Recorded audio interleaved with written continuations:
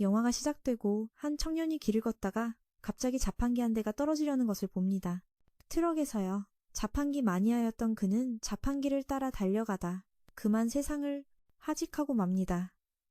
그는 이후 아주 이상한 곳에서 깨어나는데 자신이 자판기로 환생했다는 것을 깨닫습니다. 앞으로 그를 박스코라 부르겠습니다.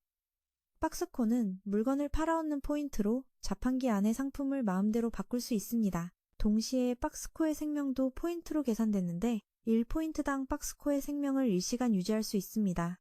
박스코는 물건을 사줄 사람이 아무도 없자 당황하는데 갑자기 갑옷을 입은 개구리가 나타나 박스코를 공격합니다. 박스의 내구도를 떨어뜨리고 내구도가 다 다르면 박스도 로그아웃되며 다시 X가 나타나 동료들을 더 부릅니다. 박스코를 집단으로 공격합니다. 개구리들을 밀어내자 개구리들은 더 이상 박스코를 공격할 수 없게 됩니다. 하지만 방패를 유지하는데도 포인트가 소모되어 박스코는 개구리들이 포기하기만을 바랄 뿐입니다. 한참을 공격하던 개구리들도 지쳤는지 그를 더는 공격하지 않았고 일주일이 지날 때까지 아무도 물건을 사러 오지 않아 박스코는 거의 절망합니다. 갑자기 한 금발 소녀가 박스코를 발견합니다. 소녀는 박스코가 말하는 것을 보고 꽤 놀랍니다. 소녀는 동전 하나를 넣어 수프 한 캔을 사봅니다. 맛을 본 소녀는 수프를 아주 마음에 들어합니다. 그녀는 밀크티 한 병을 더 사서 마시고 그 후로도 계속해서 다른 것들을 더 삽니다. 배불리 먹은 소녀는 꿀잠을 자고 다음날 아침 소녀가 일어나자 자신을 람미스라고 소개합니다. 그녀는 박스코를 자기 마을로 옮기자고 제안하고 박스코는 동의합니다. 괴력의 가오 덕분에 람미스는 무게가 0.5톤이나 나가는 그를 쉽게 들어 올립니다. 길을 가던 중 람미스가 쉬는 동안 박스코는 감자튀김으로 메뉴를 바꿨고 람미스는 가진 돈을 전부 써버립니다. 마을 입구에 도착했을 때 경비병 2명이 박스코를 무척 궁금해합니다. 두 경비병은 박스코의 음식을 전부 사먹고는 맛있다며 칭찬을 아끼지 않습니다. 한 골목에 들어서자 람미스는 불량배 3명이 여자아이를 괴롭히는 것을 보고 도와주러 나섭니다. 그녀의 공격이 빗나갔지만 불량배들은 겁을 먹고 도망칩니다. 여자아이는 람미스에게 고마워하며 박스코에 대해서도 매우 궁금해하는 듯합니다. 박스코가 말하는 것을 봤기 때문이죠. 식당에 도착하자 한 소녀가 람미스를 몹시 걱정하며 달려듭니다. 이 소녀의 이름은 슈미입니다. 슈미가 박스코에 대해 궁금해하자 람미스는 박스코가 얼마나 유용하게 자신을 도와줬는지 이야기합니다. 람미스는 그 후 박스코를 식당 문 앞에 둡니다. 그녀는 박스코를 전이 마법진으로 휴룸이라는 사람에게 데려갈 생각이었지만 박스코의 음식에 돈을 다 써버렸죠. 그래서 슈미는 람미스에게 식당에 남아 일하면서 돈을 벌라고 합니다. 마을 사람들은 모두 박스코에 대해 수군거립니다. 밤늦게 람미스는 박스코를 두 경비병이 있는 초소로 데려갑니다. 너무 많이 먹어서 경비병들은 기존 메뉴에 질려 있었고 그래서 박스코는 새로운 메뉴로 바꾸기로 합니다. 이번 메뉴는 수프인데 안에는 토핑이 가득 들어있어 두 경비병은 푹 빠져버립니다. 한입 베어물자 경비병은 이것이 자신의 최애 메뉴가 될 것임을 직감합니다. 그 후 마을 사람들도 박스코의 새로운 수프에 푹 빠집니다. 하지만 그는 식당 손님을 끌어오고 가게 매출에 영향을 주지 않도록 적당히 메뉴를 조절하려 노력합니다. 모두가 와서 많이 사갑니다. 그는 우연히 예전에 람미스와 함께 구해줬던 여자아이를 다시 만납니다. 여자아이는 박스코가 말하는 것에 놀라 멀리 도망가서 돌을 던지며 그를 놀립니다. 밤이 되자 람미스는 다시 그를 경비병들에게 데려갔다가 데리고 돌아옵니다. 갑자기 곰 한 마리가 박스코 앞에 나타나 그를 놀라게 하지만 이 사람은 사냥꾼 협회장이었습니다. 그는 박스코와 람미스가 사냥꾼 협회와 함께 개구리들을 소탕하는 데 참여하길 원했습니다. 박스코는 싸울 수 없지만 다른 사람들에게 식량을 제공할 것입니다. 두 사람은 동의합니다. 긴 길을 간 후 일행은 멈춰서 쉬는데 빨간 머리의 대장이 박스코를 궁금해하며 레모네이드 한 병을 삽니다. 박스코에게 마력이 있는지 확인해보라고 합니다. 그녀는 박스코에게서 마력을 전혀 느끼지 못했고 모두가 박스코의 정체가 무엇인지 궁금해합니다. 라면을 먹으며 람미스는 빨간머리 오빠와 같은 티민 슈이와도 친해집니다. 그날 저녁 사냥꾼 협회장이 와서 람미스와 박스코에게 개구리 소탕 작전에 참여할 것인지 아니면 안전을 위해 남을 것인지 묻습니다. 람미스는 박스코가 위험해질까봐 망설이지만 박스코는 개구리 소굴로 따라가겠다고 동의합니다. 박스코는 그녀가 자신의 첫 손님이자 첫 친구이기에 그녀를 지키기 위해 따라가고 싶었습니다. 다음날 아침 모두 개구리 소굴로 출발합니다. 안개와 진흙 때문에 움직이기 매우 힘듭니다. 람미스가 개구리들을 발견하자 협회장은 즉시 공격을 개시합니다. 박스코는 람미스가 근접 전에 약해서 조금 걱정했지만 그녀가 단 한 방에 개구리 한 마리를 쓰러뜨리는 것을 보고 괜한 걱정이었음을 깨닫습니다. 이 개구리들은 쉽게 쓰러뜨릴 수 있지만 수가 아주 많습니다. 계속해서 나타나죠. 람미스는 개구리 한 마리가 슈이를 공격하는 것을 발견하고 막아서기 위해 앞에 섭니다. 바로 그때 박스코가 자신의 방어막을 펼쳐 두 사람을 보호합니다. 빨간머리 오빠는 방어막이 람미스의 것이라 생각하고 그녀를 칭찬하자 그녀는 조금 부끄러워합니다. 개구리들이 공격하는 동안 박스코는 계속해서 람미스에게 뒤를 조심하라고 경고해야 했습니다. 하지만 그녀는 그가 자신을 칭찬하는 줄로만 알았고 결국 박스코는 람미스를 보호하기 위해 방어막을 쳐야 했습니다. 이제 빨간머리 오빠는 이 방어막이 박스코의 힘이라는 것을 확신하고 위험한 눈초리로 박스코를 봅니다. 개구리들을 물리친 후 빨간머리 오빠는 보상을 받기 위해 모두에게 개구리 혀를 자르라고 합니다. 박스코는 대장의 파렴치함에 매우 불만을 품고 파란머리 누나가 그를 혼내주길 바랍니다. 그 후 모두 계속해서 개구리들과 싸웁니다. 부상자가 많이 발생하자 람미스는 그들을 수레에 태워 쉬게 합니다. 박스코는 부상자들에게 이온 음료를 주어 회복을 돕습니다. 모두들 개구리 수가 예상보다 많다고 추측하는데 아마 개구리 왕의 출현 때문일 것입니다. 람미스와 박스코는 협회장으로부터 음식 공급과 부상자 치료라는 중책을 맡습니다. 그날 저녁 람미스가 자리를 비운 사이 수상한 자가 박스코에게 다가와 돈을 훔치려 합니다. 그는 박스코가 떨어뜨린 뜨거운 수프캔에 손을 대어 고통에 찬 비명을 지릅니다. 그는 칼로 박스코를 부수려 하지만 람미스가 비명을 듣고 제때 달려와 그를 혼쭐내줍니다. 그는 묶이고 바로 그때 개구리 왕이 갑자기 나타나 일행 모두를 경악하게 합니다. 수레를 끌던 멧돼지 2마리도 꼼짝 못하게 되자 람미스는 멧돼지들을 풀어주고 직접 수레를 끕니다. 박스코는 상품을 콜라와 멘토스로 바꾸고 사람들에게 멘토스를 콜라에 넣으라고 하지만 그의 어휘력의 한계로 아무도 알아듣지 못합니다. 잠시 후 박스코를 공격했던 남자가 깨어나자 사람들은 그가 떠들지 못하게 입에 사탕을 채우고 콜라까지 부어 거품을 뿜게 합니다. 람미스는 이해하고 모두에게 멘토스를 콜라에 넣어 개구리 왕의 눈에 쏘라고 외칩니다. 사냥꾼 협회장과 대장도 이때 도착합니다. 그들은 모두 힘을 합쳐 공격하고 마침내 개구리 왕은 쓰러집니다. 이 전투의 공은 모두 박스코에게 돌아갑니다.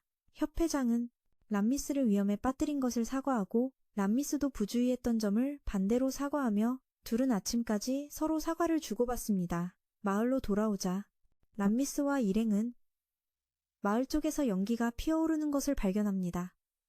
어젯밤 일로 모두 매우 피곤했지만 서둘러 마을로 돌아가야 했습니다. 람미스는 슈미와 여주인을 몹시 걱정합니다. 마을에 도착한 람미스는 마을이 심하게 파괴된 것을 봅니다. 그녀는 급히 여관으로 달려가 슈미와 여주인을 부르지만 아무도 대답이 없습니다. 람미스는 협회로 빨리 달려가 두 사람을 찾기로 합니다. 알고 보니 마을이 거대한 머리, 둘 달린 뱀의 공격을 받아 그렇게 심하게 파손된 것이었습니다. 하지만 다행히 아무도 다치지 않았습니다. 마을이 던전 근처에 지어져서 몬스터가 나타나도 맞서 싸울 힘이 있었기 때문이죠. 모두가 무사한 것을 기념하여 박스코는 마을 전체에 무료로 식사를 대접하기로 합니다. 박스코는 이 세계 사람들이 자신들이 처치한 몬스터를 먹는다는 사실에 매우 놀랍니다. 술에 취한 람미스는 박스코에게 다가와 박스코가 마을에 없어서는 안 될 존재라고 인정해주어 박스코를 매우 감동시킵니다. 그 후 모두 힘을 합쳐 마을을 재건하기 시작합니다. 몬스터에게 파괴된 후였죠. 이때 세 사람이 마을에 와서 람미스가 거대한 바위를 부수는 것을 보고 세 사람 모두 즐겁합니다. 빨간 머리 대장은 막 보상금을 받아 모두에게 한턱 내고 싶어 합니다. 그러자 슈미와 여주인은 그에게 가장 비싼 메뉴를 시키려 해 그를 살짝 쫄게 만듭니다. 대장은 람미스와 박스코에게 자기 팀에 들어오라고 권하지만 그녀는 바로 거절하여 그를 무안하게 만들어 떠나게 합니다. 다른 세 사람이 왜 거절했는지 묻자 그녀는 지금은 마을 재건에만 집중하고 싶어서 거절했다고 답합니다. 이때 두 사람이 환전을 하러 오는데 이 지역의 은화 가치가 점점 떨어지고 있었기 때문입니다.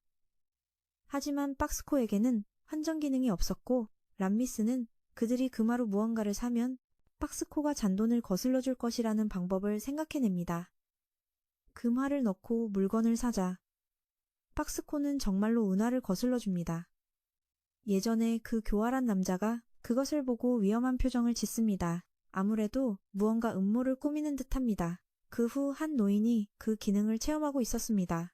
박스의 신상품은 복권이었지만 계속 꽝만 나와서 그 남자는 아내에게 도박 버릇 때문에 끌려갔고 그 후 라미스가 찾아왔다. 휴르미를 만나게 해주려면 시간이 좀 더 걸릴 것 같다며 박스에게 사과했고 그때 길드장이 나타났다. 길드장은 라미스와 박스에게 할 얘기가 있다며 둘을 길드로 데려가 라미스에게 잠시 자리를 비워달라고 했다. 박스와 단둘이 남은 길드장은 최근 이주민이 늘면서 여러 문제가 생겼다고 말했는데 그중 하나가 은밀한 관계를 통해 전염되는 질병이었다. 길드장은 셀리라는 여성을 불렀고 박스는 예쁜 여자를 보고 매우 기뻐했다. 박스는 전염병을 막을 방법이 있었지만 사람들이 이해하지 못할까봐 형태를 바꾸고 상품을 변경했다. 상자 하나가 떨어졌는데 그 안에는 다름 아닌 콘돔이 들어있었다. 사용 설명서를 읽은 후 그들은 사용법을 이해하고 배포를 위해 대량 구매를 결정했고 박스는 많이 팔 수 있어서 매우 만족했다. 그날 오후 저번에 봤던 여자아이가 다시 나타났는데 돌멩이를 잔뜩 들고 있어 박스는 약간 겁을 먹었다. 버릇없는 아이가 박스를 부수려고 돌을 던지려다 경호원에게 끌려갔다. 그 후 아이가 다시 나타나자 이번에는 박스가 아이에게 오렌지 주스를 주자 마침내 아이는 고맙다고 말했다.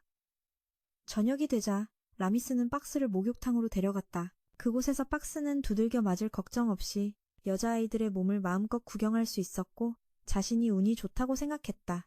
인간으로 취급되지 않아서였다. 사실 그리 운이 좋은 건 아니었지만 박스는 주로 샴푸를 팔러 온 것이지 훔쳐보는 걸 좋아해서 온 게 아니라고 박스는 변태 같은 표정을 지으며 말했다. 다음 날 오후 복권해졌던 그 할아버지가 다시 찾아왔는데 오늘은 손녀까지 데려와 중독의 길로 이끌었다. 하지만 소녀는 할아버지보다 운이 좋았는지 첫 시도에 당첨되었다. 할아버지는 매우 놀라고 기뻐했고 소녀가 다시 상품을 선물하자 더욱 기뻐했다. 또 다른 날 곰길드장이 박스를 찾아와 동전으로 작동하는 감시 카메라가 되어달라고 부탁했다. 박스는 주변 환경에 녹아드는 능력, 즉 카멜레온처럼 위장하는 능력이 있기 때문이었다. 그날 오후 이전에 왔던 아가씨, 슈이는 전에 박스가 준 과일 주스가 마시고 싶었지만 박스가 보이지 않자 바보라고 욕했다. 그때 라미스도 와서 박스를 변호했다. 슈이는 박스를 자기 것으로 만들고 싶어 사겠다고 했지만 라미스는 당연히 박스는 자기 소유가 아니라며 거절했다. 한참을 다투다 슈이는 집으로 돌아갔고 박스는 라미스 앞에 나타났다. 라미스는 오늘 있었던 일에 대해 박스에게 이야기하고 싶어 했다. 오늘은 푸른 하늘과 흰 구름이 있는 날씨가 아주 좋은 날이었다. 박스는 주변 경치를 구경하고 있었는데 갑자기 마차가 돌에 걸려 박스가 깜짝 놀랐다. 몇 시간 전 길드장에게 고용되어 성벽을 보강하러 간다는 한 무리가 박스에게 식량 지원을 위해 동행해달라고 했다. 그들 중에는 전에 박스의 돈을 훔치려던 녀석도 있었지만 박스는 동의했고 그것이 박스가 이 마차에 타고 있는 이유였다. 그 재수없는 녀석이 다시 와서 칼로 박스를 위협하며 음식을 내놓으라고 했지만 박스는 거절했다. 그가 칼로 찌르자 박스의 내구도가 깎였다. 그때 우두머리가 나서서 자신의 요구를 따르라고 했지만 박스는 거절했다. 그는 화가 나서 부하들에게 계속해서 박스를 부수라고 명령했다. 박스는 포인트를 사용해 몸의 경도를 높였다. 그들은 더 이상 박스에게 피해를 줄 수 없게 되자 공격을 멈췄다. 박스는 그들에게 음료수 몇 캔을 줬지만 맛이 아주 없었다. 그들은 모두 뱉어냈다. 그들도 겁을 먹고 도망쳤다. 그녀는 자신을 휴름이라고 소개했고 박스는 그 이름을 어디선가 들어본 것 같았다. 그녀가 바로 라미스가 만나게 해주려던 사람이라는 것을 기억해냈다. 그녀는 마도구 기사로 현재 그들에게 감금되어 있었다. 박스가 인사를 받자 휴름이는 놀랐다. 잠시 이야기를 나눈 후 휴름이가 목이 말라 하자 박스는 그녀에게 밀크티 한 병을 건넸다. 박스는 휴름이가 연구할 수 있도록 자신에 관한 모든 질문에 답해주었다. 박스가 형태를 바꾸고 방어막을 치자 휴름이는 박스가 대단하다고 칭찬했지만 박스는 칭찬받아야 할 사람은 그녀라고 생각했다. 박스가 가진 한정된 언어만으로 스스로 답을 찾아냈기 때문이었다. 휴름이가 잠든 사이 그 재수없는 녀석과 부하들이 그녀를 공격하려 하자 박스는 즉시 형태를 바꾸고 상품을 18금 잡지로 바꿨다. 그들은 계획을 포기하고 잡지를 가지고 놀러 갔다. 다음날 아침 그들은 휴름이에게 빵 한 조각만 줬다. 그녀는 기분이 좋지 않았다. 박스는 상품을 받고 햄버거부터 라면 그리고 다른 많은 음식을 마음껏 먹게 해주었다. 배가 부른 그녀는 머리가 헝클어질 정도로 박스 연구에 몰두했다. 갇힌 이후로 그녀는 한 번도 씻지 못했다. 그걸 본 박스는 그녀가 깨끗이 씻을 수 있도록 물과 샴푸를 주었다. 저녁에 박스와 휴름이가 자고 있을 때 밖에서 큰 소리가 났는데 알고 보니 라미스와 사냥꾼 길드 사람들이 그를 구하러 온 것이었다. 밖에서는 격렬한 싸움으로 방이 흔들리자 휴름이는 박스에게 자신을 지켜달라고 부탁했고 박스는 기꺼이 응했다. 박스는 휴름이에게 그들 위가 창고이며 그곳에 놈들이 훔친 금과 돈 그리고 폭약까지 보관하고 있다는 말을 들었다. 즉 그들 머리 위에 폭탄 더미가 있다는 뜻이었다. 말이 끝나자마자 폭탄이 터져 방이 무너져 내렸지만 박스는 방어막을 쳐서 둘은 잠시 무사했다. 구석에 금이 가득 든 주머니가 있었고 박스가 그것을 내리자 휴름이는 방어막을 유지하기 위해 계속 돈을 넣었다. 방어막은 사흘간 유지될 수 있었고 남은 일은 구조를 기다리는 것뿐이었다. 하지만 시간이 갈수록 방 안의 공기가 점점 바닥나 휴름이는 거의 기절할 뻔했다. 박스는 산소 공급기로 전환했고 휴름이는 알아채고 호흡기를 입에 물었다. 휴름이는 박스가 자판기가 아니라 남자였다면 사랑에 빠졌을지도 모른다고 말했고 그 말에 박스는 얼굴을 붉혔다. 밖에서 라미스가 땅을 파고 들어와 박스를 불렀고 박스도 대답했다. 라미스는 박스를 다시 보자 기뻐하며 달려들어 이전에 경도를 업그레이드했음에도 박스의 내구도가 크게 깎였다. 박스를 다시 만난 라미스는 기뻐서 박스를 껴안고 엉엉 울었다. 그녀는 박스를 놓아주지 않았고 박스도 그녀를 다시 만나 매우 기뻤다. 그때 라미스는 휴름이의 존재를 알아차렸고 모두 함께 돌아왔다. 잠을 자던 중 라미스는 꿈을 꿨는데 꿈속에는 라미스와 휴름이 그리고 박스도 있었다. 라미스는 박스가 자신의 인생을 구원해줬다며 잠꼬대로 어디에도 가지 말라고 말했다. 모두가 라미스가 박스를 인생에서 없어서는 안 될 존재로 여긴다는 것을 알게 되었다. 휴름이는 박스에게 라미스와 휴름이가 어렸을 때 두 사람의 마을이 몬스터의 공격을 받아 파괴되었던 사고에 대해 이야기해 주었다. 둘 다 가족을 잃었고 라미스는 힘이 있으면서도 아무도 지키지 못한 것을 후회했다. 박스는 라미스의 과거를 알고 라미스를 돕고 항상 그녀 곁에 있기로 결심했다. 휴름이도 당분간 이 마을에 머물기로 했다. 라미스가 떠나자 슈위의 경호원 2명이 와서 박스와 휴름이에게 아가씨의 부탁을 들어달라고 했다. 슈위의 발소리가 들리자 두 경호원은 도망쳤다. 알고 보니 소녀는 마도구와 기사를 소개하는 파티에 휴름이와 박스가 참석해주길 바랐다. 각 부유한 가문의 마도구와 기사를 소개하고 자신의 숙적을 이기기 위해서였다. 박스와 휴름이는 동의했다. 파티에서 박스는 슈이의 숙적이 카나라는 것을 알게 되었다. 두 사람은 서로 인사를 나누면서도 가장 악의적인 말로 서로를 비꼬았다. 박스는 이것이 두 소녀의 대화라고 믿을 수 없었다. 카나도 휴름이에게 예의 바르게 인사를 건네고 슈이에게는 패배를 준비하라고 말했다. 그 후 파티가 시작되었다. 첫 번째 기사의 마도구는 다양한 무기로 변형할 수 있는 지팡이였다. 기본적으로 어떤 무기 머리를 붙이느냐에 따라 그 무기가 되는 식이었지만 단점은 견고하지 않다는 것이었다. 파티 참석자들은 이것의 지루함을 느꼈고 그 다음 물건들도 전부 시시한 것들이었다. 휴르미와 박스도 이 파티에 하품을 연발했다. 다음 기사는 카나의 기사였고 이번에 소개된 것은 지능을 가진 인형으로 파티 참석자들을 매우 놀라게 했다. 휴르미는 현재 이 세계의 기술로는 지능을 가진 마도구를 완벽하게 만들 수 없지만 사람의 영혼을 넣으면 작동하게 만들 수 있지만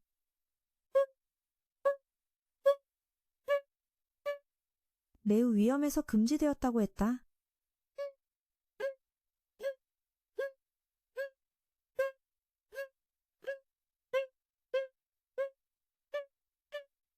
작동하게 만들 수 있지만 그것을 만들려다 마을 전체를 파괴시킨 적이 있다고 했다.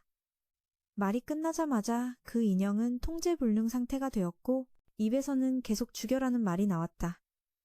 기사는 그런 기능이 없다고 말했지만 말이다 그때 기사가 뒤로 달려가 끄려고 했지만 이미 너무 늦었다. 인형은 기사를 구석으로 날려버렸다. 휴르미는 경호원들에게 인형을 제압하라고 소리쳤지만 그들 역시 나가 떨어졌다. 휴르미는 앞으로 달려가 망토를 던져 인형의 주위를 끈 다음 등 위로 뛰어올라 영혼액을 꺼냈다. 영혼액이 파괴되자 휴르미에게 방금 같은 일은 식은 죽 먹기였다. 파티에 있던 사람들이 그녀의 이름을 듣자 그녀를 기억해내고 이야기하기 시작했다. 그녀가 기술학원에 있을 때의 악평과 더불어 자판기는 자신이 모두에게 잊혀진 것 같다는 사실을 깨달았다. 겨울이 오고 눈도 내리는 가운데 곧 들어올 체인점 때문에 긴급회의가 열리고 있었다. 그 체인점은 탐사된 계층의 70%에서 수익을 차지했고 이대로 두면 체인점은 이곳을 지배하고 이곳의 식당들을 파산시킬 것이다. 자판기도 회의에 초대되었고 나미는 자판기에게 도움을 요청했다. 이번 작전에 도움을 주면 람미스의 숙박비를 절반으로 깎아주겠다고 약속했고 자판기는 이를 수락했다.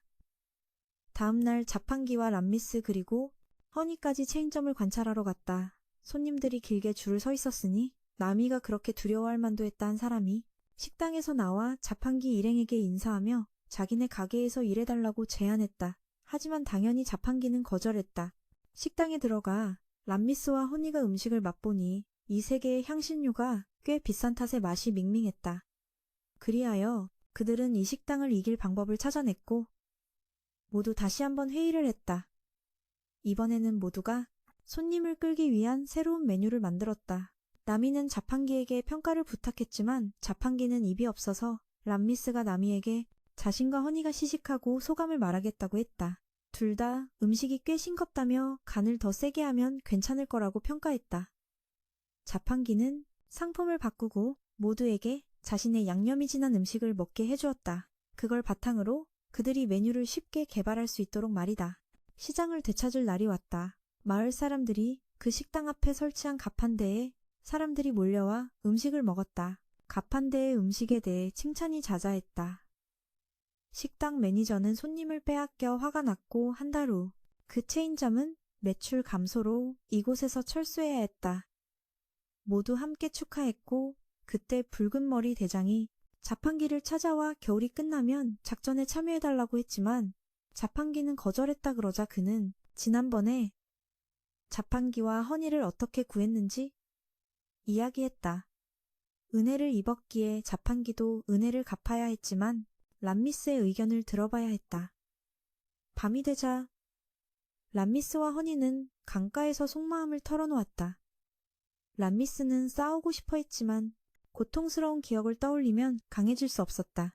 자판기도 상품을 바꾸어 람미스에게 카네이션 한 송이를 선물했다. 감사라는 의미를 담아서였다. 람미스는 자판기에게 선물을 받고 매우 기뻐했다. 그 후 자판기는 허니가 들려준 과거 이야기에 대해 생각했다. 그녀와 람미스의 과거 자판기는 람미스에게 그런 슬픈 과거가 있을 줄은 몰랐다. 봄이 오자 사냥꾼 길드도 다시 활동을 시작했고 자판기는 무슨 수를 써서라도 람미스를 지키겠다고 다짐했다. 갑자기 붉은 망토를 두른 소녀가 자판기 앞으로 다가왔지만 그녀는 문지기 2명이 다가오는 것을 보고는 숨어버렸다. 2사람이 떠난 후에야 소녀는 쭈뼛거리며 나왔는데 알고 보니 그녀는 흉터 있는 문지기를 좋아하지만 고백하기에는 너무 수줍음이 많았다. 지난번에 그가 붉은 망토를 입은 것을 보고 그녀도 똑같이 입고 흉터 있는 그를 만나러 온 것이었다. 하지만 그녀는 그가 걸어가는 것을 바라볼 뿐 마음을 표현하지 못했다. 이를 본 자판기는 상품을 식재료로 바꾸어 그녀에게 주었다. 그녀가 흉터 있는 그가 좋아하는 음식을 만들 수 있도록 말이다. 그녀가 고마워할 때 자판기는 우연히 그녀의 아름답고 귀여운 얼굴을 보게 되었다. 며칠 후 흉터 있는 남자는 동료와 자판기에게 예쁜 여자애가 요리해준 것에 대해 자랑했다. 자판기는 꽤나 안 이꼬워서 뜨거운 수프캔을 떨어뜨려 그가 죽게 했고 그러다 손을 대고 말았다. 자랑하기 좋아하는 죗값을 치른 셈이다 봄이 공식적으로 찾아왔고 내일은 람미스와 자판기가 지휘관과 함께 길을 떠나야 하는 날이다. 그들의 임무는 이 지역에 사는 가장 큰 괴물 세력을 조사하는 것이었다. 첫 번째는 악어떼였다. 개구리와 머리 둘 달린 뱀은 이전에 처리되었기에 악어떼가 너무 많이 번식했는지 확인할 필요가 있었다. 허니는 그녀에게 너무 무모하게 굴지 말고 만약 위험해지면 도망치라고 했다. 다음 날 아침 붉은머리 지휘관의 부대가 람미스와 자판기를 데리러 왔다. 허니도 자신의 지식으로 그들을 돕기 위해 따라가기로 결정했다. 갑자기 개구리떼의 습격을 받았지만 붉은머리 남자는 미리 알고 부대 전체에 반격을 지시했다. 허니는 람미스에게 유리 콜라병을 주어 개구리떼에게 던지게 했다. 하지만 그녀는 너무 세게 던져서 병이 날아가 버렸다. 잠시 멈춰 쉴 때 모두가 기뻐했다. 자판기 덕분에 더는 몬스터를 잡아 구워 먹을 필요가 없었기 때문이다. 허니가 개인적인 문제를 해결하러 덤불 속으로 들어가려 하자 자판기에게 방법이 있었다. 그는 접이식 의자와 의자에 놓을 비닐봉지 그리고 작은 텐트가 포함된 키트를 만들었다. 한 사람에게 딱 맞는 크기였다. 허니는 이것이 화장실이라는 것을 깨달았고 덕분에 위생 문제는 더 이상 번거롭지 않았다. 지휘관은 자신이 자판기를 데려와 이런 편리한 것들을 경험할 수 있게 했다며 우쭐댔지만 그가 아무리 잘난 척해도 아무도 그에게 관심을 주지 않았다. 악어마물 영토에 들어서자 지휘관은 쌍둥이 형제를 정찰 보냈다. 돌아온 그들은 북동쪽에 약 30마리가 있는 작은 늪이 있다고 보고했다. 대장은 상황만 정찰하고 소탕하지 않기로 결정했다. 하지만 부대장은 악어고기나 가죽이 비싸게 팔린다며 거절했다. 돈이 되기 때문이었다. 그래서 생계를 위해 지휘관은 부대장의 말을 따랐다. 그들은 다음 날 아침까지 휴식을 취하기로 했다. 밤에는 악어 마물이 낮보다 더 흉포하고 추위 때문에 떨고 있었다. 알고 보니 어젯밤 허니와 자판기가 만든 얼음을 강에 떨어뜨리는 방법을 생각해낸 것이었다. 목적은 악어는 냉혈동물이라 기온이 낮아지면 견딜 수 없기 때문에 무트로 기어오르게 만드는 것이었다. 이렇게 하면 그들의 강점인 물속으로 들어가지 않아도 되므로 그들을 더 쉽게 소탕할 수 있었다. 이때 지휘관은 부대장에게 늪 전체를 덮는 안개를 만들어 악어떼의 시야를 제한하라고 했다. 하지만 그건 꽤 어려웠기에 자판기가 형태를 변환하여 드라이아이스를 만들었고 그 냉기로 안개를 만들어냈다. 안개가 늪 전체를 거의 다 덮었다. 지휘관은 부대장에게 쓸모없다는 말을 듣고 구석에 앉아 시무룩해 있었다. 준비가 끝나자 일행은 악어떼를 소탕하러 출발했다. 허니는 자판기에게 보스가 깨어났을 수도 있고 그것이 이 혼란의 원인일 수 있다고 언급했다. 그녀는 또한 악어 보스를 물리치면 엄청난 보물을 얻을 수 있다고 자판기에게 말했다. 말이 끝나자마자 부대가 돌아오는 것이 보였고 그 뒤에는 악어 마왕이 바짝 뒤쫓고 있었다. 그것이 일으킨 진동에 땅이 갈라졌다. 자판기는 방어막을 만들어 허니를 밀어냈고 지휘관이 그녀를 차에 태웠다. 자판기는 악어와 맞서기 위해 남았다. 자판기는 모든 능력치를 방어에 투자하고 형태를 바꾸어 더 커졌지만 악어의 힘으로는 여전히 쉽게 자판기를 날려버릴 수 있었다. 자판기는 모두가 도망칠 시간을 벌어야 한다는 것을 알았다. 그래서 자판기는 음식으로 악어를 유인해 음식과 자판기를 통째로 삼키게 했다. 자판기가 정신을 차렸을 때 그는 악어의 위 속에 있었다. 위산 때문에 자판기의 포인트가 계속해서 빠르게 깎였다. 자판기는 상품을 변환해 악어 뱃속에 다량의 표백제를 넣었다. 악어는 고통에 몸부림쳤다. 자판기는 주유기로 변해 자신의 원장 기능을 이용해 수프캔을 데우고 수건과 신문지를 더 만들어 불을 붙였다. 동전 하나를 얻었지만 폭발로 인해 땅이 무너져 자판기는 끝없이 떨어졌다. 언제까지 떨어질지 알 수 없었기에 자판기는 풍선, 자판기로 변했다. 너무 느려서 포인트를 사용해 풍선 부는 속도를 높였다. 풍선이 계속해서 많이 부풀었지만 떨어지는 속도는 별로 줄어들지 않았다. 그래서 자판기는 무게를 줄이기 위해 골판지 자판기로 변했다. 최대한 가벼워지기 위해서였다. 자신의 포인트를 확인한 자판기는 무려 100만 포인트나 있는 것을 보고 놀랐다. 아무래도 악어 마물을 이전에 물리쳤기 때문에 이렇게 많은 포인트를 얻은 것 같았다. 자판기는 포인트를 사용해 레벨업했다. 즉 이제 자판기는 이전에는 할 수 없었던 다른 기계로 변환할 수 있었다. 그 후 자판기는 진공청소기로 변해 악어 마물의 동전을 빨아들였다. 그것은 자판기가 악어 마물을 해치웠다는 것을 증명하는 것 외에는 별다른 효과가 없었다. 이때 시스템이 자판기에게 변신 시간이 초과하여 원래 형태로 강제 복귀해야 한다고 경고했다. 며칠이 지났고 자판기는 포인트를 유지할 구매자가 없었다. 하지만 자판기는 걱정하지 않았다. 이제 자판기에게는 태양광 패널이 있어 아무도 사러 오지 않을 때에 포인트를 저장할 수 있었다. 갑자기 곰 4마리가 자판기 쪽으로 달려왔고 그 뒤에는 돼지 마물떼가 바짝 뒤쫓고 있었다. 그들 중 한 마리는 부상을 입어 동료들에게 자기를 버리고 먼저 가라고 했다. 그것을 본 자판기는 돼지 마물들의 얼굴에 물병 몇 개를 발사했고 놀란 그들은 도망쳤다. 곰들이 돌아오자 자판기도 모습을 드러냈다. 곰들은 자판기가 말하는 것을 보고 겁을 먹었다. 자판기는 형태를 바꾸고 음식을 쏘아 유인했다. 노란 곰은 매우 경계했지만 파란 곰은 고기 냄새에 이끌려 다가왔다. 참지 못하고 개걸스럽게 먹기 시작했다. 검은 곰과 하얀 곰도 그것을 보고 와서 먹어보았다. 노란 곰은 여전히 경계했지만 배에서 꼬르륵 소리가 나서 결국 와서 먹었다. 첫 입을 베어 물자노란 곰의 눈에서 2줄기 눈물이 흘러내렸다. 자판기의 음식이 정말 너무 맛있었기 때문이다. 그들이 하는 말에 따르면 그들은 헌터구 파티 이름은 폭식이와 생계를 위해 돈을 벌려고 미궁으로 내려온 거지. 목숨을 걸고 생활비를 벌기 위해서였어. 나도 그들을 이해했지. 내 음식은 이미 산더미처럼 쌓여 있었고 놈들은 그걸 봤어. 놈들은 날 보물로 보고 가져가려 했지만 내가 거절하자 길길이 날뛰었어. 놈들은 날 가게로 데려가고 싶어 했지. 마도구 가게에 가서 확인하려고 했지만 놈들은 날 들어올릴 수 없었어. 그래서 내가 바퀴를 만들어줘서 쉽게 움직일 수 있게 해줬지.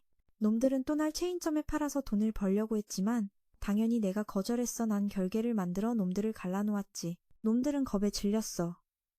난 놈들과 소통하려고 했지만 이 녀석들은 아무것도 이해하지 못했어. 그래서 글자를 표시하는 기능을 추가했지.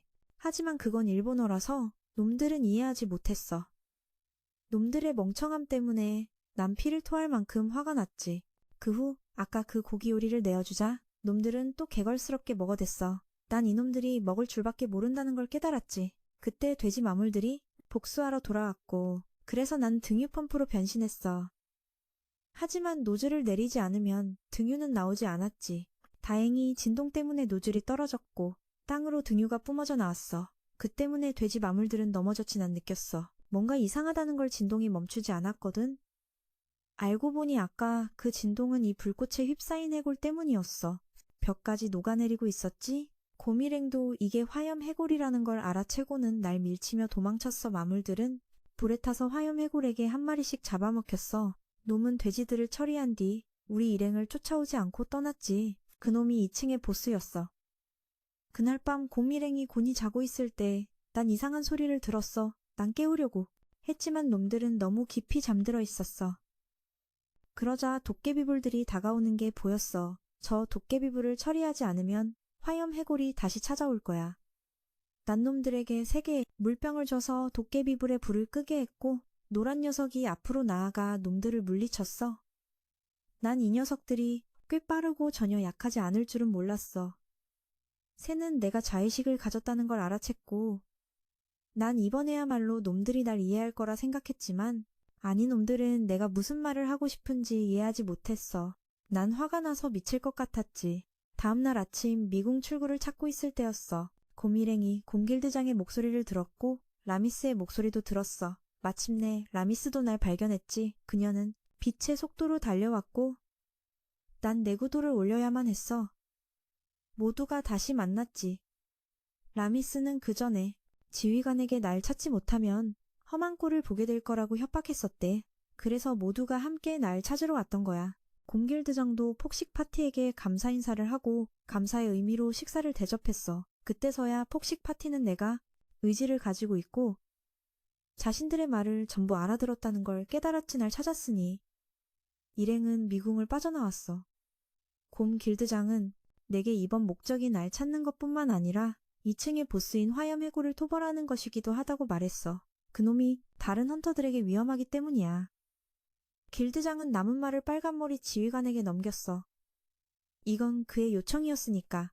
지휘관은 화염해골을 쓰러뜨리기 위해 내 힘을 빌리고 싶어 했어. 대장님은 또 미궁의 전설에 대해 내게 말해줬지. 미궁이나 던전의 가장 깊은 곳에 도달하면 소원을 이룰 수 있다는 이야기가 전해져 온대. 하지만 층의 보스를 물리치고 동전을 모아야 한다는 조건이 있어. 난 문득 떠올렸지. 악어마물을 물리쳤을 때 떨어졌던 동전 말이야. 그렇게 귀한 것이었다니. 지휘관은 말을 이었어. 자기 파티에는 8명의 멤버가 있는데 쌍둥이가 같은 소원을 빌 거고 자신과 부대장도 마찬가지라 동전은 6개만 필요하대. 현재 파티는 동전을 3개 가지고 있고 나도 동전을 사용하면 인간의 모습으로 돌아갈 수 있대. 대장님은 라미스와 내가 다시 파티에 들어오길 원했어. 나도 그의 제안에 동의했고 라미스도 마찬가지였지. 휴이도 모두와 함께하기로 했어. 다음날 아침 일찍 모두 모여서 지도를 봤어? 난 내가 찍어뒀던 사진을 표시하는 기능을 사용했지. 전에 찍어둔 지도를 모두에게 보여줬어. 화염해골을 물리치는 방법은 미궁의 함정을 발동시켜서 화염해골을 빠뜨리는 거야. 지휘관이 자세한 작전을 설명했어. 화염해골을 함정으로 유인한 다음 물을 사용해 불을 끄고 안에 있는 뼈를 드러나게 한 뒤 공격하는 거야. 부대장의 물마법과 내가 제공하는 생수로는 시간이 너무 많이 걸려. 난 어쩔 수 없이 추가 기능을 구매해서 고압 분사기 형태로 변신했어.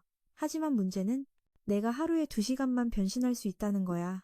며칠이 지났고 난 매일 1시간씩 계속해서 분사기로 변신했다가 다시 자판기로 돌아와서 생수로 아래 구덩이를 채웠어. 가끔 마물이 나타나기도 했지만 실력 좋은 파티라서 계획에 큰 영향은 없었어. 노란곰이 구덩이 아래로 내려가 수위를 확인했는데 바닥이 물을 흡수해서 며칠간의 노력이 수포로 돌아갔어. 난 바로 아이디어를 떠올려서 제빙기로 변신했지. 아래는 꽤 추우니까 얼음을 떨어뜨리면 온도가 유지돼서 얼음이 녹지 않을 거야. 그날 밤 모두가 깊이 잠들었을 때 라미스가 내게 와서 말을 걸었어. 그녀는 내가 인간으로 돌아가고 싶냐고 물었고 나도 정말 돌아가고 싶었어. 하지만 만약 인간으로 돌아가면 내게 무슨 가치가 있을까 하는 생각이 들었어. 며칠이 더 지났고 구덩이 아래의 얼음량은 꽤 많아졌어. 이제 계획을 실행할 때가 됐어. 화염 해골도 나타났지. 그 거대한 모습에 모두가 감탄했어. 길드장은 노란곰에게 함정을 발동시키라고 했어. 화염 해골은 함정에 빠졌지만 불길이 치솟지 않자 모두들 영문을 몰라 했어. 화염 해골의 불꽃은 사라졌지. 알고 보니 내가 쓴 건 보통 얼음이 아니라 드라이 아이스, 즉 이산화탄소였던 거야. 그래서 불이 붙을 산소가 없었던 거지. 그 후 모두가 화염해골을 공격했지만 큰 피해를 주지 못했어. 뭔가 더 강력하고 무거운 것이 필요했어. 모두의 시선이 내게 향했지만 당연히 라미스와 홀라는 동의하지 않았지. 모두들 언제까지고 나에게만 기댈 수 없다며 직접 뛰어내려 싸우기로 했어. 난 모두를 말리려 했어. 구덩이 아래는 이산화탄소로 가득해서 인간에게 매우 위험하기 때문이야. 화염해골도 기어오르려고 해서 모두들 이 기회를 놓치지 않고 뛰어내리려 했어. 난 아이디어를 떠올렸지. 18금 잡지 자판기로 변신했어. 라미스는 내가 변태라고 생각해서 날 하늘로 날려버렸어. 계획대로였지. 난 가장 무거운 형태로 변신해서 떨어졌어. 해골을 박살내고 화염 해골을 물리치는 데 성공했어. 라미스가 날 구하러 뛰어내리려 했지만 내가 막았어. 난 화염 해골의 동전을 보고 빨아들였지. 풍선 펌프 형태로 변해서 풍선을 만들고 판지 형태로 변해서 모두가 경악하는 가운데 날아올랐어. 라미스는 내가 그렇게 무모한 짓을 해서 엄청나게 화를 냈지. 대장님이 동전에 대해 묻자 내가 꺼내줬지만 이번 공은 대부분 내 것이라며 휴이가 가져갔어. 지휘관은 그 동전을 금화백개에 사겠다고 했어.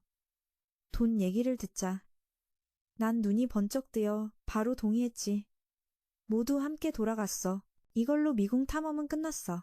이틀 후 우린 아무런 장애물 없이 미궁을 빠져나왔어. 2층의 헌터길드로 돌아오니 여긴 오가는 사람도 사는 사람도 거의 없어서 접수원 2명이 한가해 보였어. 일행은 며칠간의 힘든 미궁 탐험을 마치고 쉴 수 있었어. 빨간머리 일행은 돌아갔고 나와 라미스 휴이만 남았어. 곰 길드장이 우리 셋에게 이 미궁의 주변 조사를 부탁했기 때문이야. 그때 잘생긴 남자가 들어왔는데 그에게선 눈부신 아우라가 뿜어져 나왔어. 완벽한 미남이었지. 그의 이름은 미슈. 두 접수원은 그의 아름다움에 넋을 잃었어. 그는 미궁 지도를 구하러 왔지만 며칠을 기다려야 한다고 했어. 그래서 미슈는 돌아갔고 두 접수원은 그 후로 계속 미슈에 대해 이야기했어. 그날 밤 난 또 미슈를 만났는데 처음 만났을 때와는 달리 이번에 만난 미슈는 극도로 내성적이고 다른 사람의 시선을 두려워했어. 2층에 사람이 적다는 말을 듣고 이곳에 온 거래 난 미슈에게 인사를 건네고 동전을 넣으라고 했어. 미슈는 코코아 한 캔을 샀는데 꽤 맛있었는지 그의 마음이 한결 편안해졌어. 그 후 미슈는 내게 속마음을 털어놓았지. 난 그가 날 사려는 줄 알았는데 사실 미슈는 우리 일행과 함께 던전을 공략하고 싶어 했어. 길을 가는 동안 미슈는 알겠다. 한마디만 해서 나조차도 그의 내성적인 성격에 질릴 정도였어. 일주일이 지났어. 길을 가던 중 라미스의 몸 상태가 안 좋아 보였어. 반톤이나 나가는 날 메고 걸었으니 지치기 시작한 거야. 라미스는 결국 쓰러졌지만 다행히 미슈가 받아줬어. 라미스는 수레에 태워졌는데 알고 보니 그날이었던 거야.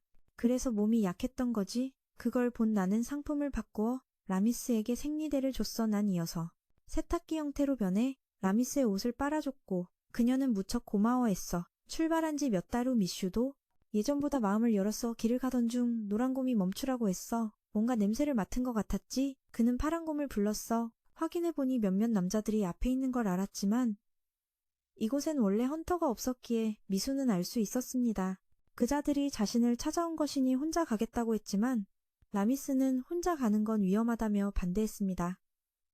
미수는 여전히 팀에 폐를 끼칠까봐 떠나려 했지만 라미스와 호니는 박스만 옆에 있으면 다칠 걱정은 없다고 미수에게 알려줬습니다. 박스도 증명하기 위해 결계를 쳤고 미수가 공격을 날리자 용 모양의 번개가 날아갔지만 도저히 박스의 결계를 뚫을 수 없었습니다.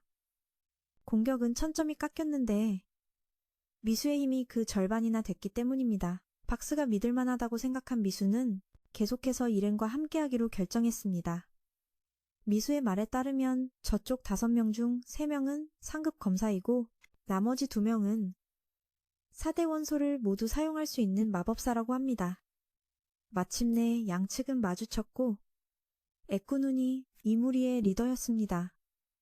양측은 서로에게 달려들었고 라미스와 황금곰 박스는 두 마법사를 상대하기로 했습니다. 미수는 3명의 검사를 맡기로 했습니다. 두 마법사의 마법 공격은 박스의 결계를 뚫지 못했습니다. 박스는 라미스가 쏠 수 있도록 고압 분사기 형태로 변했고 비누까지 만들어 녀석들의 눈을 따갑게 해 마법을 쓰지 못하게 했습니다. 그들은 성공적으로 녀석들을 제압하고 묶었습니다. 미수 쪽도 2명의 검사를 처리했고 이제 리더만 남았는데 눈 깜짝할 사이에 그가 바닥에 쓰러져 있자 라미스도 놀라 미수의 힘에 감탄했습니다. 미수는 모두에게 폐를 끼치고 싶지 않아 여전히 팀을 떠나 다른 층으로 가기로 결정했습니다. 라미스는 미수에게 빨간 머리대장의 팀에 들어갈 것을 제안했습니다. 그 팀은 모두 그처럼 각자의 사정과 문제가 있기 때문입니다. 미수는 합류하기 위해 연락해 보기로 하고 모두에게 작별 인사를 했습니다. 얼마 후 상인 조합의 회의가 다시 열렸습니다. 지난번 레스토랑 체인 격퇴 작전이 대성공을 거둔 후 이번에는 남이가 마을 성벽 완공을 기념하는 동시에 가게들의 매출을 올리기 위해 먹기 대회를 개최하기로 결정했습니다. 다른 식당들도 이 계획에 동의했지만 한 가지 난감한 문제가 있었습니다.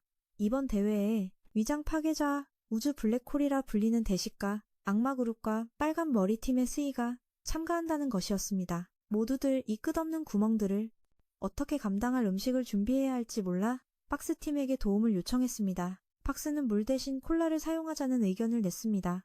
음식과 함께 마시면 선수들이 더 빨리 배불러져 음식 소비량도 그만큼 크게 줄어들 것이기 때문입니다. 축제는 금세 시작되었고 대회장에는 많은 사람들이 모였습니다. 이번에는 참가자가 너무 많아 대회를 두 조로 나누어 진행하기로 했습니다. 각 조의 상위 5명이 결승에 진출하며 우승 상품은 비밀스러운 선물이었습니다. 대회 규칙은 정해진 시간 안에 가장 먼저 음식을 다 먹는 5명이 결승에 진출하는 것이었습니다. 대회가 시작되자마자 시간이 채 끝나기도 전에 승자가 나왔는데 그중 4명은 대식가 그룹이었고 1조에서 유일하게 진출한 다른 한 명은 어떤 아저씨였습니다. 2조 경기도 바로 시작되었습니다. 이 조는 대부분 여성이었는데 예상대로 2조에서 가장 먼저 끝낸 사람은 바로 스이였습니다. 그 다음은 안경 쓴 소녀와 라미스였고 다른 2명의 장사가 마지막으로 동시에 진출했습니다. 잠시 후 결승전이 시작되었습니다. 박스에게는 음악 재생 기능이 새로 생겨 회장의 분위기는 더욱 뜨거워졌습니다. 규칙은 예선과 같았습니다. 정해진 시간 안에 가장 많이 먹는 사람이 승리하는 것입니다. 미트볼부터 슈크림까지 스이는 한 입에 삼켰고 결국 그녀가 대회에서 우승을 차지했습니다. 우승 상품은 남이에 의해 발표되었는데 바로 하루 동안 박스를 무료로 이용할 수 있는 권리였습니다. 박스조차도 이 사실을 몰랐지만 무슨 일이 생기면 돕겠다고 약속했기에 박스는 우승 상품이 되는 것을 받아들일 수밖에 없었습니다. 그 후 스이는 팀으로 돌아가 자신의 전리품을 자랑했습니다. 빨간 머리는 박스를 이용해 몬스터를 사냥하려 했지만 스이는 거절했습니다. 그녀는 박스를 데리고 1층으로 가기로 결정했습니다. 1층은 아주 큰 동굴이었습니다. 그녀는 박스를 층의 맨 아래로 데려갔고 그곳에서 아이들과 원장 선생님을 만났습니다. 그녀는 박스를 아이들에게 소개했고 아이들은 공짜 과자와 음료를 먹으며 아주 좋아했습니다. 박스는 풍선 자판기부터 비를 뿌리는 분무기 그리고 빨래를 해주는 세탁기로 변하며 아이들과 놀아주었습니다. 목욕 시간이 되자 한 여자아이가 노느라 욕조에 물 받는 것을 잊었습니다. 그러자 박스는 즉시 자동온수 분사기로 변해 아이들이 목욕할 수 있도록 욕조에 뜨거운 물을 채워주었습니다. 그들은 함께 즐겁게 목욕했고 저녁이 되었습니다. 그날 밤 모두가 함께 모여 박스가 만들어준 음식을 즐기며 즐거운 시간을 보냈습니다. 박스도 이곳 사람들을 더 돕고 싶었지만 자신에게 너무 의지하게 될까봐 걱정했습니다. 라미스도 박스가 무언가 생각하고 있다는 걸 알고 다가와 박스를 위로했습니다. 아이들이 잠들자 스이가 다가와 박스에게 말을 걸었습니다. 그녀는 박스에게 고마워하며 오늘 비용을 전부 지불하겠다고 약속했지만 박스는 거절했습니다. 스이는 2층에 대한 이야기를 박스에게 들려주었습니다. 1층은 누구나 한 번쯤은 지나가는 곳이라고 했습니다. 2층에 와야만 아래층으로 이동할 수 있기 때문입니다. 만약 2층을 통과하지 못하면 아래층으로 내려갈 권리가 없습니다. 하지만 여러 가지 이유로 2층에 머무는 사람들도 있습니다. 스이는 이곳이 한때 버려지고 햇빛을 보지 못한 아이들이 있던 곳이라고 덧붙였습니다. 그녀는 이곳에 모두가 행복해지기를 바란다고 했습니다. 말을 마친 스이는 잠을 자러 안으로 들어갔습니다. 모두가 깊은 잠에 빠졌을 때 위험한 무리가 다시 박스를 찾아왔습니다. 이들은 박스를 훔칠 생각이었죠. 박스는 라미스와 스이를 깨울 수도 있었지만 그랬다가는 아이들이 위험해질까봐 혼자 싸우기로 결심했습니다. 박스는 계속해서 돌을 던지고 위협해 그들을 겁먹고 도망치게 했습니다. 다음날 아침 라미스와 스이는 어젯밤 박스가 녹화한 영상을 확인했습니다. 그들은 저 무리가 근처에 근거지를 둔 전직 헌터들이라는 것을 알아챘습니다. 원장 선생님은 매우 화가 나서 활과 화살을 들고 그들을 응징하러 나섰습니다. 그녀는 숙련된 헌터였고 스이에게 활쏘기를 가르친 사람이었기에 1시간 만에 돌아왔습니다. 그녀의 몸에 화살이 하나도 남아있지 않은 것을 보니 나쁜 놈들의 결말이 어땠을지 짐작할 수 있었습니다. 스이는 언젠가 선생님처럼 훌륭한 헌터가 되겠다고 결심했습니다. 며칠 후 빨간머리가 자기 팀을 지옥의 순결층 탐험에 초대하자 라미스는 창백한 얼굴로 비명을 질렀습니다. 지옥의 순결층은 좀비와 살아있는 시체 같은 끔찍한 것들로 가득한 층이었습니다. 어릴 때부터 라미스는 그런 것들을 무서워했습니다. 호니는 라미스가 어렸을 때 무서운 이야기를 듣고는 화장실도 못 갔던 창피한 비밀까지 폭로했습니다. 하지만 라미스가 따라가지 않으면 박스도 갈 수 없었습니다. 팀원 중 아무도 박스를 들고 갈 힘이 없었기 때문입니다. 그러면 식량 문제에 어려움이 생길 것입니다. 무서웠지만 라미스도 모두와 함께 가고 싶었습니다. 그리하여 모두 이동 게이트에 모여 출발했습니다. 이번 여정에는 부대장도 없었습니다. 그녀도 라미스처럼 그런 것들을 무서워했기 때문입니다. 라미스는 그 말을 듣고 자신에게 불공평하다고 느꼈습니다. 으스스한 밤을 2층의 분위기와 여관은 라미스를 극도로 공포에 떨게 했습니다. 여관에 들어서자마자 여관 주인에게 놀라 기절하고 말았습니다. 호니는 라미스가 목숨을 걸고 2층에 내려온 어떤 이유에 대해 박스에게 넌지시 알려주었습니다. 그날 밤 여관 밖에서 박스는 수많은 원령과 악기를 보았습니다. 박스는 소금을 뿌려 쫓아내려 했지만 소용없었습니다. 박스는 다양한 문화와 종교의 성상들까지 사용해봤지만 그것도 소용없었습니다. 다음 날 아침 호니가 밖에 나와 박스에게 잘 잤냐고 물었을 때 밖은 온통 난장판이었습니다. 간밤에 박스는 밤을 새워가며 저 악귀들을 쫓아낼 온갖 방법을 시도했지만 아무것도 효과가 없었습니다. 이후 모두는 감시와 지원 요청을 위해 흩어졌습니다. 박스가 평화로운 풍경을 감상하고 있는데 여관 주인이 갑자기 나타나 박스를 깜짝 놀라게 했습니다. 둘은 괴물에 대해 이야기했고 잠시 후 라미스가 지치고 낙담한 상태로 나왔습니다. 아무래도 어젯밤 끔찍한 밤을 보낸 모양이었습니다. 호니가 다가와 라미스의 어깨를 감싸며 그녀가 두려움을 극복하도록 돕겠다고 말했습니다. 라미스도 굳게 결심했지만 호니가 마을을 한 바퀴 돌고 오라는 임무를 주자 다시 겁을 먹었습니다. 하지만 라미스는 아무 성과 없이 돌아가고 싶지 않았습니다. 그래서 그녀는 해보기로 했습니다. 호니는 라미스에게 마을 입구에 있는 상점에 가서 회복약을 사오라고 했지만 그녀는 혼자 가야 했습니다. 박스와 함께 갈 수도 없었습니다. 라미스는 이제 어린애가 아니니 이런 악마머리 따위는 조금도 무섭지 않다고 했지만 조금 가자마자 이웃집 문이 살짝 열렸습니다. 라미스는 그것만으로도 죽으림을 다해 도망쳐 돌아왔습니다. 라미스는 호니에게 덜 무섭게 박스를 데리고 가게 해달라고 애원했습니다. 그렇게 노력하는 것이었습니다. 박스도 기분 좋은 향기를 만들고 음악을 틀어 그녀의 긴장을 풀어주며 라미스를 도왔습니다. 여관에 돌아온 라미스는 자신의 공적을 모두에게 자랑했습니다. 라미스는 이제 아무것도 무섭지 않다고 큰소리쳤지만 호니가 다음 임무를 주자 슬그머니 사라졌습니다. 그 후 빨간머리 대장이 돌아왔습니다.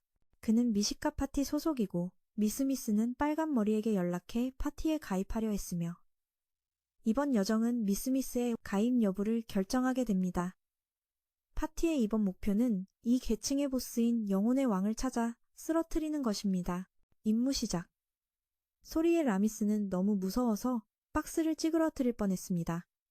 박스가 기계라 다행이지 사람이었다면 무사하지 못했을 겁니다. 여정이 시작되자 미식가 파티는 왜 이곳에 무덤이 마을 밖에 있는지 궁금해했고 그때 빨간머리가 모두에게 멈추라고 외쳤습니다. 알고 보니 그들은 언데드에게 포위된 것이었죠. 하지만 이렇게 강한 파티 앞에서 언데드 무리는 순식간에 완전히 제압당했습니다. 며칠간 관찰한 끝에 박스는 몬스터들이 민가의 창문을 무언가 부러워하는 듯한 눈빛으로 자주 쳐다보는 걸 발견했습니다.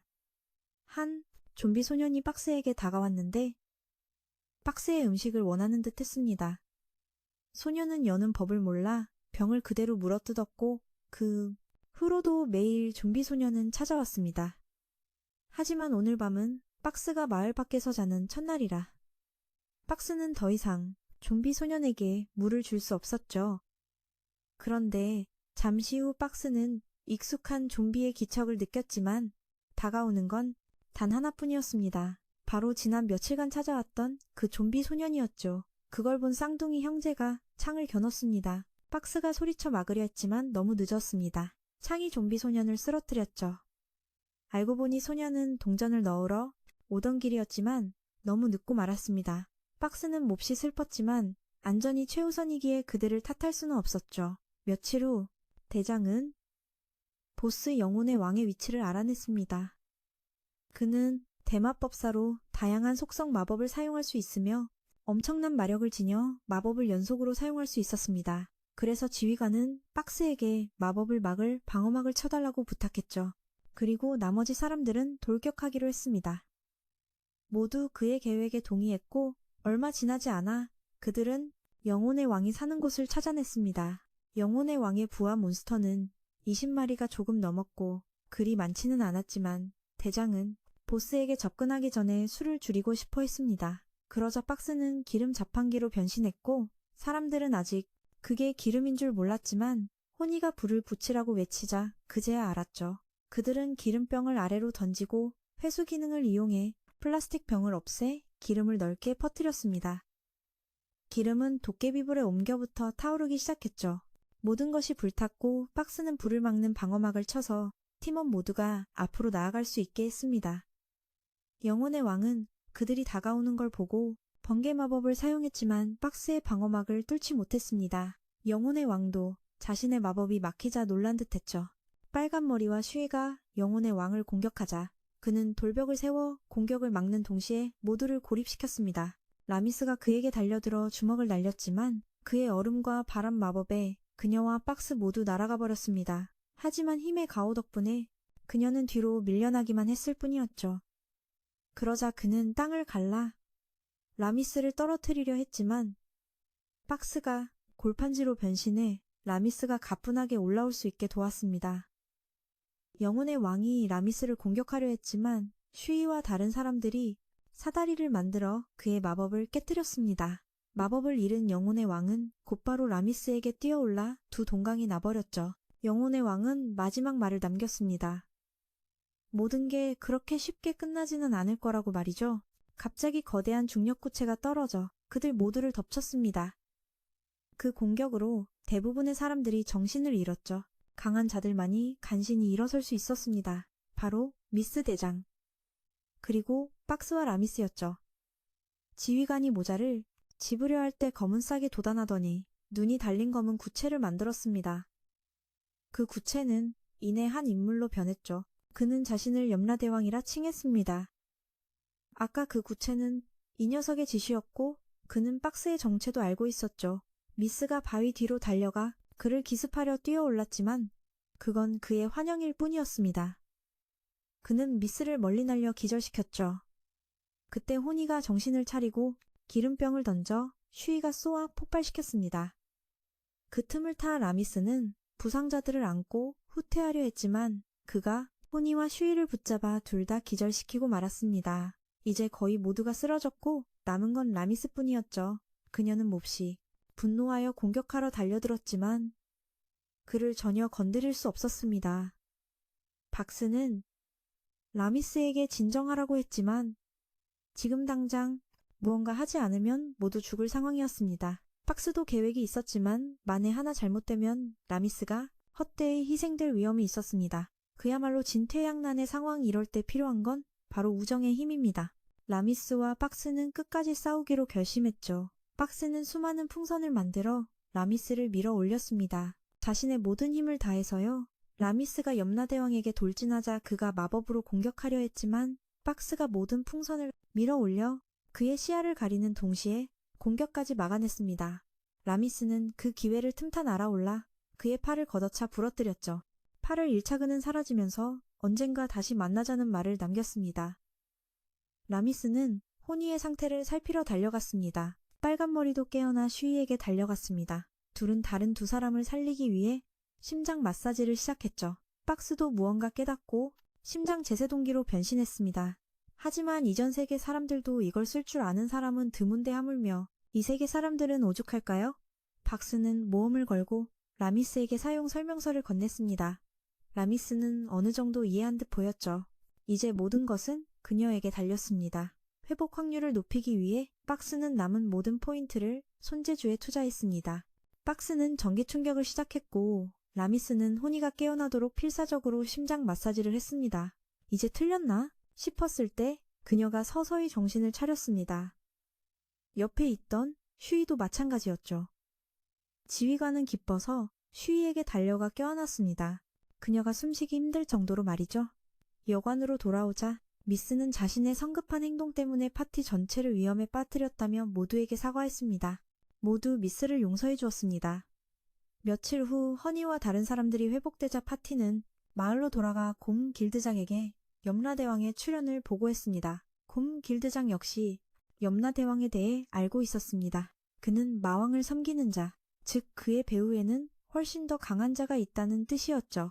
곰 길드장은 다가올 위협에 대처하기 위해 긴급 회의를 소집할 것이라고 했습니다. 여관에 돌아오자 나미가 라미스에게 달려들었습니다. 그녀를 너무 걱정했기 때문이죠. 마을 사람들도 이번 원정에서 큰 공을 세운 박스를 칭찬했습니다. 미스는 다리 옆에서 홀로 생각에 잠겨 있는데 미식가 파티가 찾아왔습니다. 전에 염라대왕에게 패배했던 그는 자신의 검에 맹세했죠. 다음에는 절대로 지지 않고 끝까지 동료들을 지키겠다고요. 자신감 넘치는 모습이었지만 곧 곰 길드장이 각 계층의 고위 랭커들을 소집해 회의를 열고 그 수가 1000명에 달할 거란 말을 듣자 미스는 얼굴이 새하얗게 질렸습니다.